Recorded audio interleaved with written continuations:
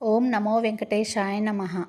సప్త శనివారాల పూజ వడ్డీ పూజ అండి. ఇది జనవరి 10కి నా పూజ అయితే కంప్లీట్ అయిపోయింది. ఇంకా దానికి మార్నింగే తొందరగా లేచి ఇట్లా ఇంట్లో బయట ఎప్పుడు యథావిధిగా నేను పూజలకు ఎట్లా క్లీన్ చేసుకుంటానో అట్లా క్లీన్ చేసుకున్నాను. చేసుకున్న తర్వాత నేనైతే ప్రసాదాలు ప్రిపేర్ చేయడానికి కిచెన్లోకి వెళ్ళాను. ఇంకా అప్పుడు మా హస్బెండ్ లేపితే తను కూడా లేచి తోరణాలు అట్లా కూర్చారు.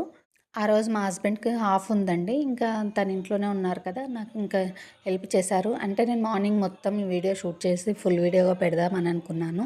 నా ఫోన్‌లో స్టోరేజ్ అవ్వడం వల్ల నేను నైటే మా హస్బెండ్‌కి చెప్పాను. నా ఫోన్‌లో కొంచెం క్లియర్ చెయ్యు అని. తను చేయలేదు కాబట్టే నేను ఇంక మళ్ళీ కోపమొస్తది వీడియో షూట్ చేయడానికి ఇబ్బంది అయితదని చెప్పేసి ఇంకా తనైతే నాకు హెల్ప్ చేస్తున్నారు.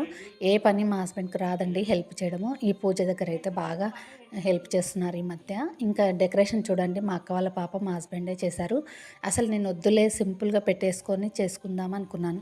కానీ మా అక్క వాళ్ళ పాప మా హస్బెండ్ అయితే మంచిగా వాళ్ళు ఉన్న వాటితో మంచిగా అలంకరించారు. బాగా డెకరేషన్ చేశారు.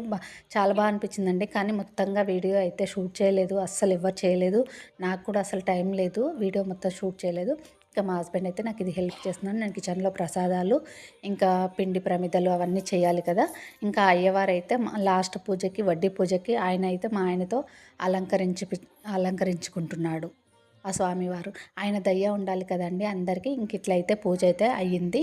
ఇదైతే పార్ట్ 1గా పెడుతున్నాను. ఇంకా ఉంది పార్ట్ 2 ఉంది. పార్ట్ 2లో కూడా పెడతాను చూడండి. ఇంక పూజ ఎలా ఉందో కూడా కామెంట్‌లో చెప్పండి. ఉంటాను. బాయ్.